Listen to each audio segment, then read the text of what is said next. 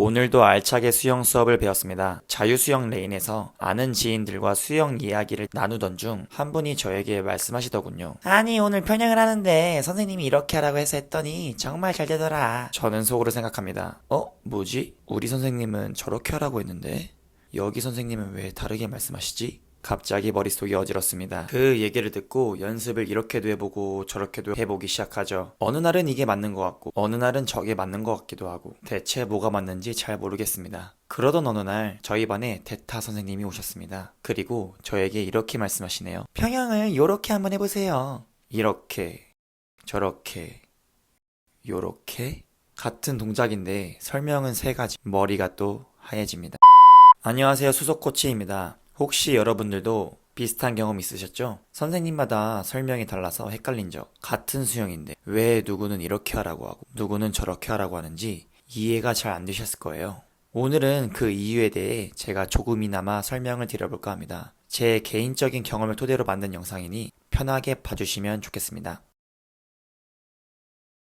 많은 선생님들이 추구하는 수영, 그중 생활체육인 분들에게 요구되는 수영의 방향은 거의 동일할 것이라고 생각됩니다. 다치지 않는 동작, 기본에 충실한 수영으로 말이죠. 다만 이걸 표현하는 방식에 차이가 있을 수 있습니다. 제가 퀴즈를 하나 내볼게요. 다음과 같이 머리가 들려있는 분에게 어떻게 이야기해야 할까요? 1번, 머리를 숙이세요. 2번, 바닥 보세요. 3번, 정수리가 정면을 보게 하세요. 4번, 턱을 당기세요. 표현은 다 다르지만 결국 모두 머리를 숙이세요 라는 뜻과 같습니다. 이처럼 같은 행동을 요구하지만 표현이 다를 수 있죠. 또 다른 예로 자유형 투비트 할 때도 혼란이 많습니다. 어떤 선생님은 손이 물에 닿을 때 반대발로 발차기 하세요 라고 하고 어떤 선생님은 손을 당길 때 같은 발로 발차기 하세요 라고 하죠. 투비트 할 때 기본은 손이 앞에서 만나지 않는다는 것이죠. 서로 교차되게 연결시켜 보면 한 손이 리커버리가 끝나고 입수되려고 할 때 반대 손은 당기려고 하는 것을 볼 수 있습니다. 발차기는 이 두 가지 상황이 겹칠 때 차기 때문에 둘 다 맞는다고 볼 수 있죠. 이럴 때는 두 가지 말 중 내가 조금 더 잘 이해가 되는 말로 따라 하시면 됩니다. 수영은 정말 남녀노소 누구나 배우잖아요. 그러다 보니까 당연히 사람마다 유연성, 근력, 체력 이런 게 다 다르거든요. 그래서 같은 설명을 들어도 각자 동작하는 모습이 조금씩 다를 수밖에 없습니다. 그래서 한 분 한 분께 따로 드리는 설명은 달라질 수 있어요. 다 똑같은 설명을 한다면 그게 오히려 더 이상한 거죠. 예를 들어 제가 평형에서 호흡 타이밍에 대해 설명했다고 가정해 볼게요. 평형 8에서 숨 쉬는 타이밍은 손을 벌리고 모으면서 하는 거예요.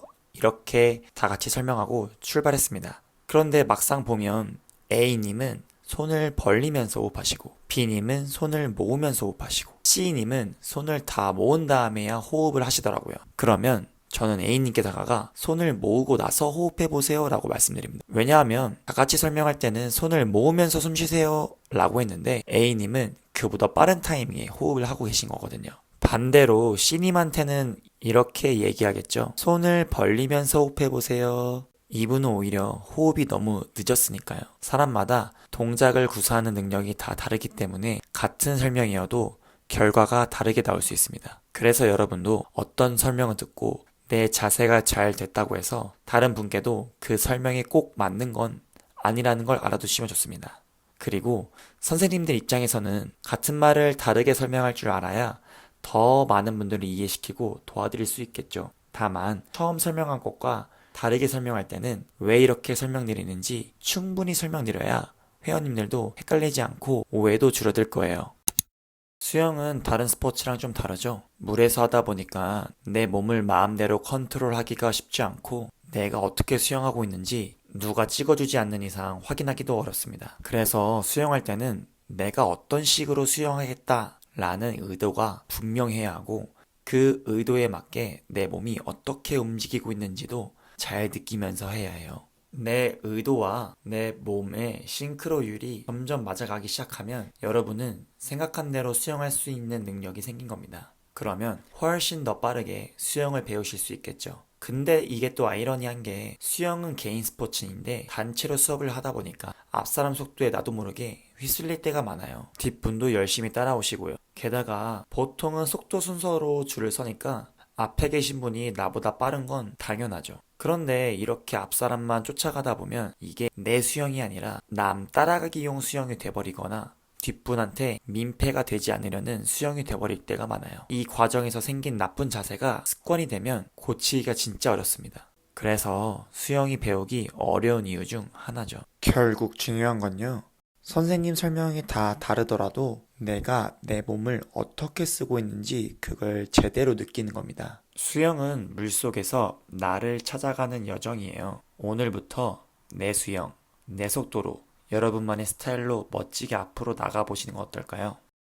감사합니다.